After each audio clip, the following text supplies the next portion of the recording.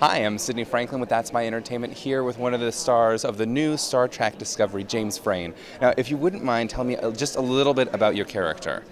So I play Sarek, who's Spock's father, and because Vulcans live 200 years, he's basically the bridge between our prequel world of new characters and the world we understand and know as Star Trek.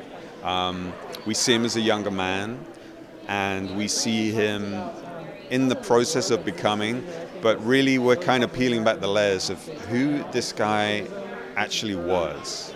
Like, who is this Vulcan who married a human?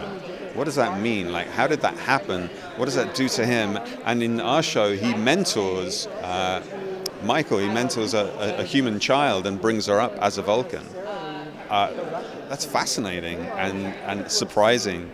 And so I'm really, really enjoying digging into that. I would imagine the whole discovery process of being Vulcan and having this whole strange thing happen with race between Vulcan and human. In other series, they actually did bring that up, and it's just kind of interesting that you get to discover this and make your own path. Right. Did you find any inspiration for what you're working on now from any of the previous seasons and shows? You know, I watched enough to know where I was going, but not too much that I would get intimidated, because it's very, it's Mark Lenon's performance is fantastic, and it's beautifully done. So I want to honor that, but I also don't want to feel like I'm intimidated in any kind of a way. I think it's sort of wide open, and I'm having too much fun really working on the show. What would you say the most fun that you've had so far from filming?